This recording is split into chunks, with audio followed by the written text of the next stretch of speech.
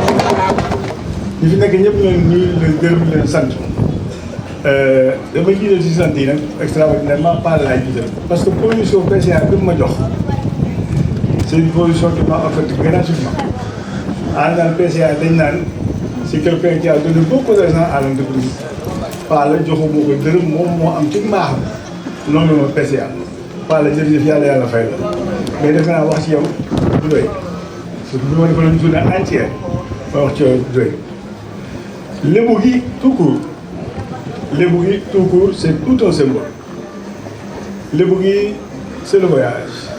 Lébu gi c'est le tourisme. Lébu gi c'est la communication. Lébu gi c'est la promotion. Lébu gi c'est incarné par un homme.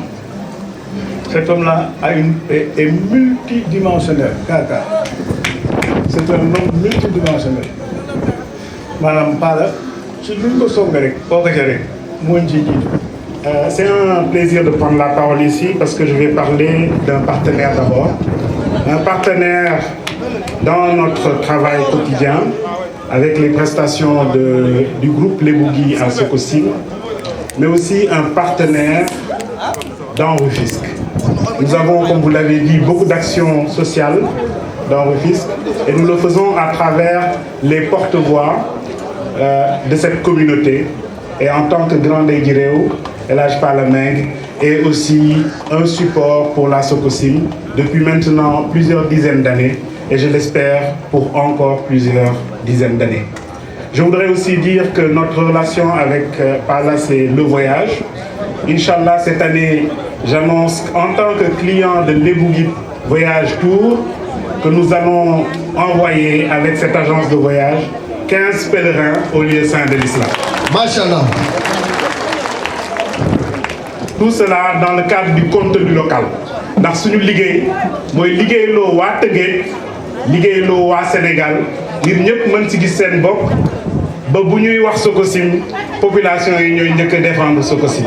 loolu mooy suñu mbébét loolu mooy suñu yaakaar te ñu ngi ñaan yéen ñëpp ngeen jàppale ñu si di wax ne relation bu ñu am ak Pala Meng mbokk la ci Lébu gi ci Yokam mbokk la fu nekk moo tax ma am plaisir tey taxaw fii seen kanam di ko ñaanal lii mu sanc tey yal na yàlla def mu nekk ay dizaines yeneen agence yu muy teg fépp ci Sénégal ndax liggéeyam may na ko li mu def ba am fii parcours bu mu am liggéey moo ko may te foog naa ne ñun ñëpp ay exemple la bu ñu war a jël ci moom.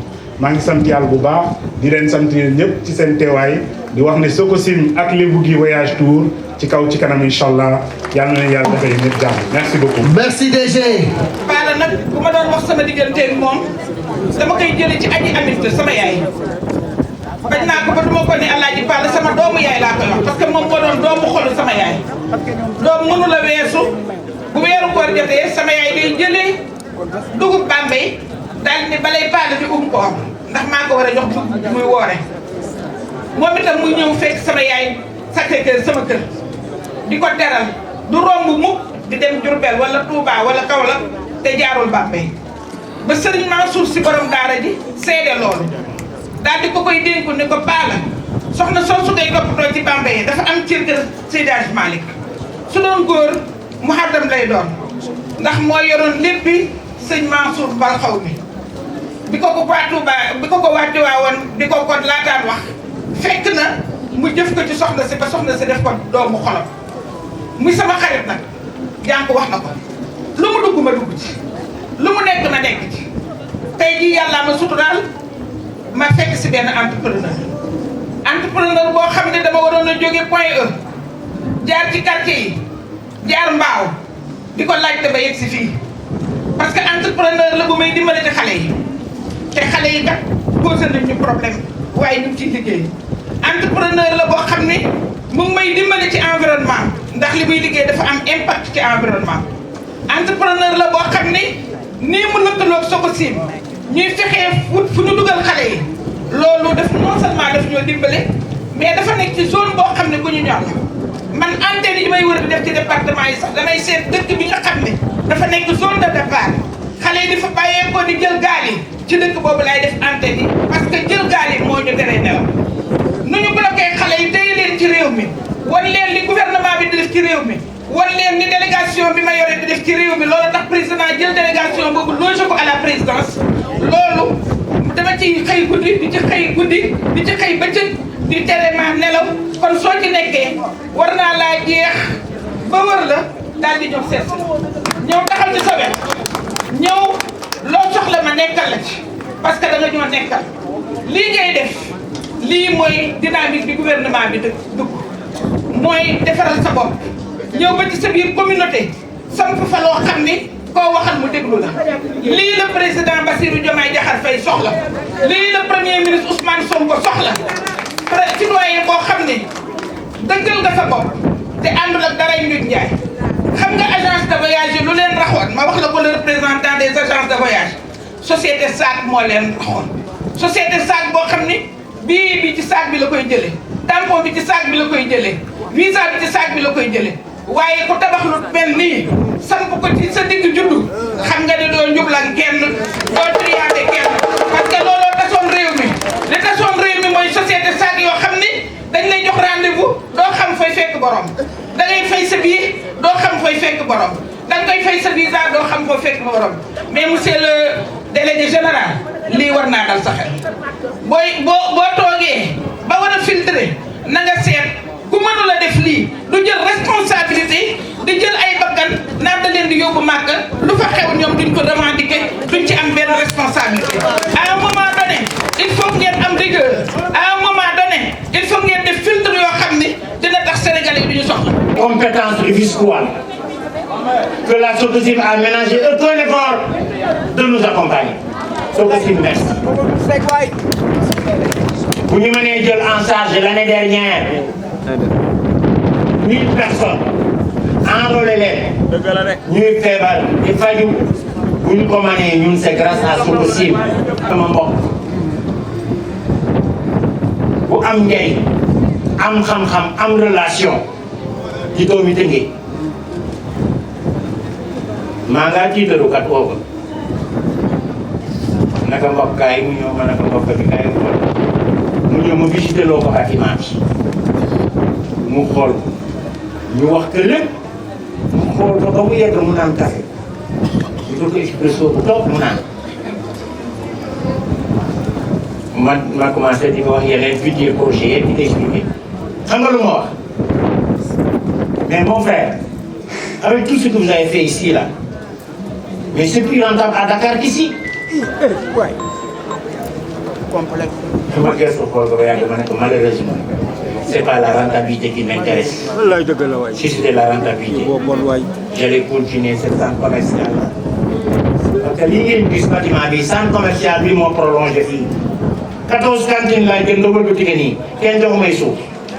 Beaucoup ont signé mairie de gens sous. Donc, je l'ai acheté.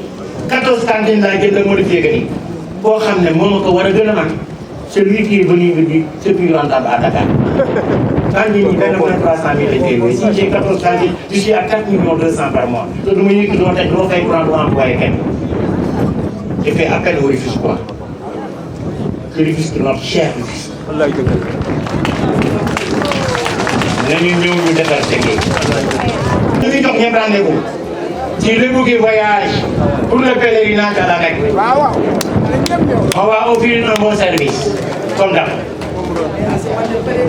waaye dañ ne bu jógee fii tey boo amee sa doom boo bëgg a defal préinscription pour mu dem jàngi à l'étranger bu ñëwee fii de bout en bout nekk toppatoo li wax rek ku soxla assurance boo ñëwee fii service yooyu yëpp ñu ngi koy def.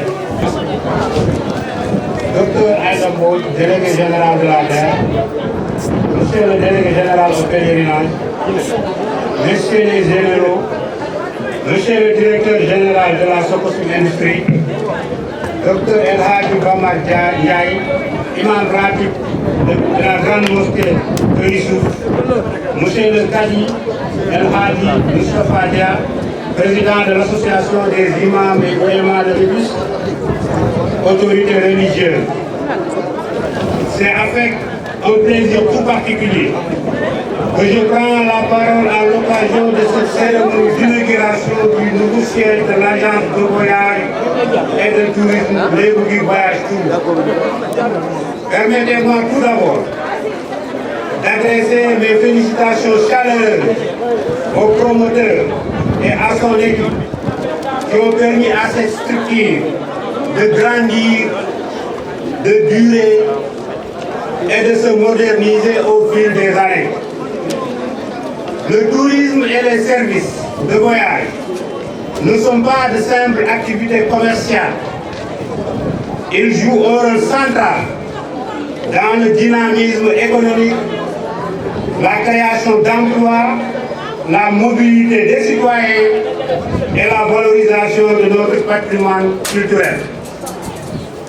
L'implantation de Lebougui Voyage Tour à Rufisque est une opportunité de développement bénéfique pour l'économie, l'image de la ville et le bien-être des populations. En tant que représentant de l'État, je vous encourage à persévérer dans cette dynamique entrepreneuriale citoyenne. L'administration territoriale restera toujours à l'écoute et au service de ceux qui, comme vous, œuvrent au progrès et à l'émergence. Que ce nouveau siège soit un espace d'innovation, de performance et de réussite. Que Lebougui Voyage Tour continue de grandir, de servir et de rayonner au Sénégal comme à l'international. Je vous remercie de votre aimable attention.